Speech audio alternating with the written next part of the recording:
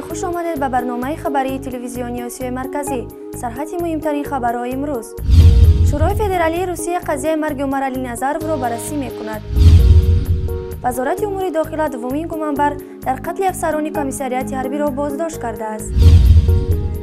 رسویات امنیتی پرواز هواپیماهای روسیه را به تاجیکستان تقویت می‌دهد.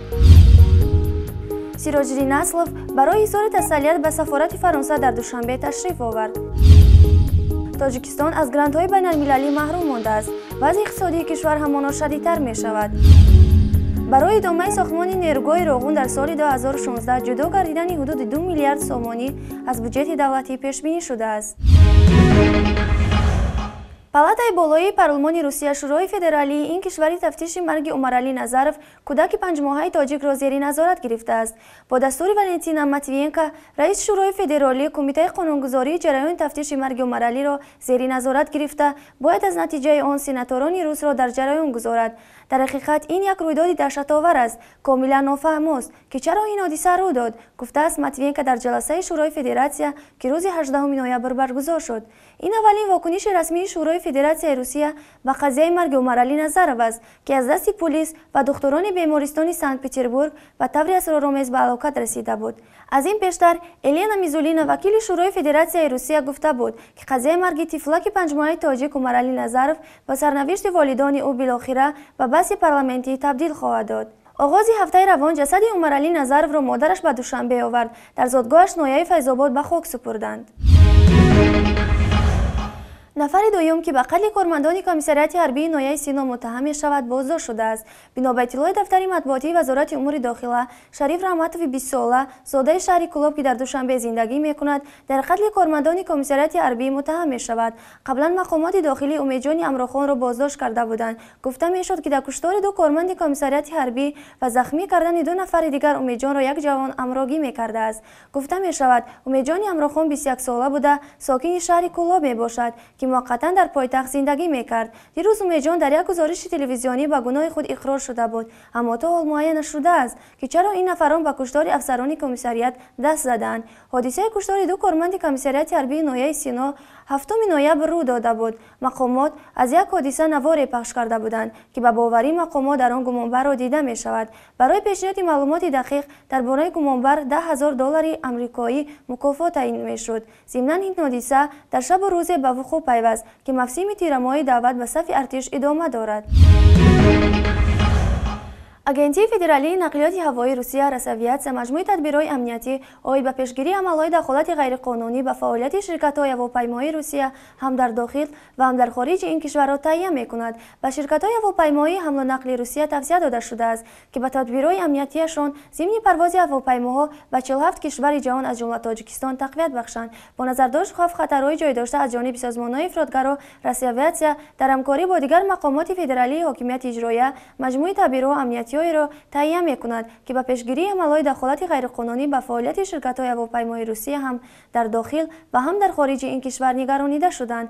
قید می‌شود در اطلاع مطبوعاتی این ساختار گفته می‌شود در شرایط موجوده شرکت‌های هواپیمایی باید برای اندازه فعالیت علاوگی در رابطه با اندیشیدن مجموعه تدبیرهای علاوگی حفظ مسافران و زیربنا آماده باشند. در همین حال رسویات ذکر می‌کند که تقویت تدبیرهای امنیتی موقتی بوده ولی قبول تجلیلی و راه‌اندازی آنها باید به عملهای دخالت غیرقانونی به شهروندان روسیه در فرودگاه‌ها و داخل هواپیماها در مناسبت به آن مانع ایجاد نماید. ضمناً ذکر می‌گردد که به شرکت‌های هواپیمایی همچنین توصیه داده شده است که پروازها را با ذخیره‌های ضروری مواد غذایی و آب نوشابه در داخل هواپیما انجام دهند.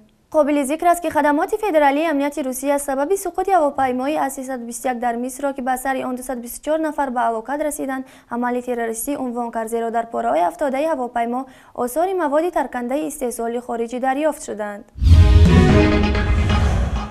در همین حال سیراجدین اسلوف وزیر کارهای خارجه تاجیکستان دیروز برای اظهار تسلیت به مردم فرانسه از سفارت این کشور در دوشنبه دیدن کرده است.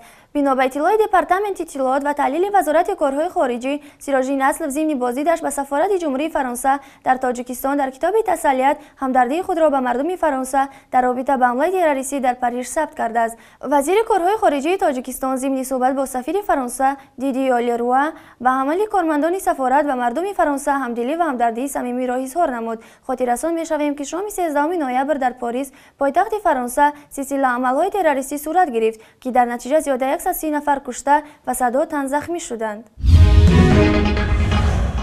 تاجیکستان از سوی سازمان‌های بین‌المللی به حوزه کشورهای وضع مالیوی‌شان میانه وارد شده است و بنابر همین به این کشور دیگر گرانت داده نمی‌شود. عبدالسلام قربانیان وزیر مالیه کشور امروز در جریان بررسی طرح بودجه تاجیکستان برای سال آینده در پارلمان گفت که به این خاطر دولت نیت دارد که در سال آینده 216 میلیون دلار، سال 2017 271 میلیون دلار و سال 2018 104 میلیون از خارج قرض دریافت کند. و گفته وزیر مالیه تاجیکستان این قرض امتیازناک بوده از 15 تا 40 سال به تاجیکستان داده می شود و فایز این قرض از 0.15 تا 2% سالانه است. قرض بیرونی تاجیکستان در حال حاضر بیش از 2 میلیارد دلار آمریکایی را تشکیل می دهد.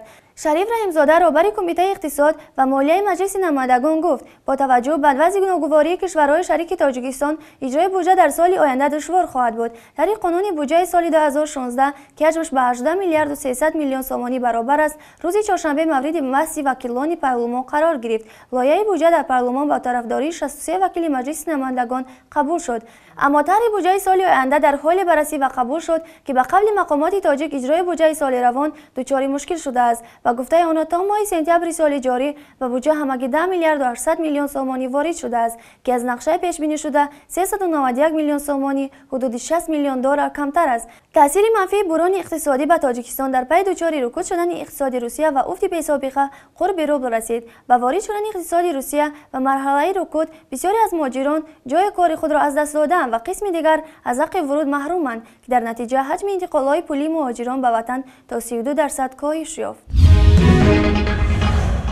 نوابسته از چنین وضع ناگواری اقتصادی برای ادامه ساختمان نیروگاه روغن در سال 2016 جدا گردیدن حدود 2 میلیارد سومانی از بودجه دولتی پیش بینی شده است. در این باره آسیا پلوس با تکیه از یک منبع با اعتمادش از بخش اقتصادی حکومت جمهوری خبر داد.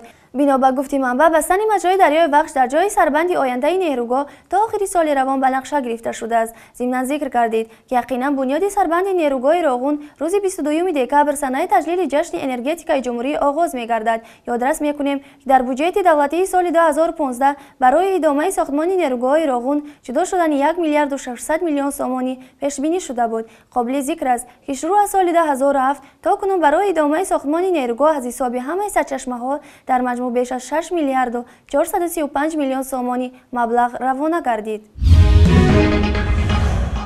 امروز در شهر دوشنبه فورم بین‌المللی صاحبکاری نگاه اینواسیونی بر رشد اقتصادیات برگزار می‌گردد. چهاربینی در دایره هفته عمومی جهانی صاحبکاری که از جانب کمیته دولت مایه‌گذاری تاجیکستان و سفارت آمریکا در دوشنبه روزهای از 16 تا 20 نوامبر برپا گردید. در کاری فورم بغیر از نماینده‌های رسمی همچنین مشاور کلان دپارتمنت دولتی ایما آید به مسئله صاحبکاری جوانان ونیسا بری، کارشناس با آید به مسئله سیاست اجتماعی و دولتی، همزمان منیجری منطقوی آید به سیاست اجتماعی و دولتی شرکت گوگل در منطقه آسیا و اقیانوس آرام الکس لونگ، دیرکتور کلی شرکت ایج دیولپمنت کارین شیپمن به نمایش‌های خاصه برآمد می‌کند. از جمله دیرکتور هفته عمومی جهانی صاحبکاری دنیل زاریتسکی در نظر است. لایحه اکوسیستم هفته عمومی جهانی صاحبکاری که در سراسر جهان فعالیت دارد معرفی کند. پس از گزارش‌های محاکمه‌ها، نمایش‌های لایحه‌ها در موضوع زنان پیشوایان در صاحبکاری، جوانان استارتاپ، اینواسیون در تکنولوژی، سرمایه‌گذاری و استارتاپ‌ها، سرمایه‌گذاری فرشتوی، مبلغ‌گذاری پیش از آغاز فعالیت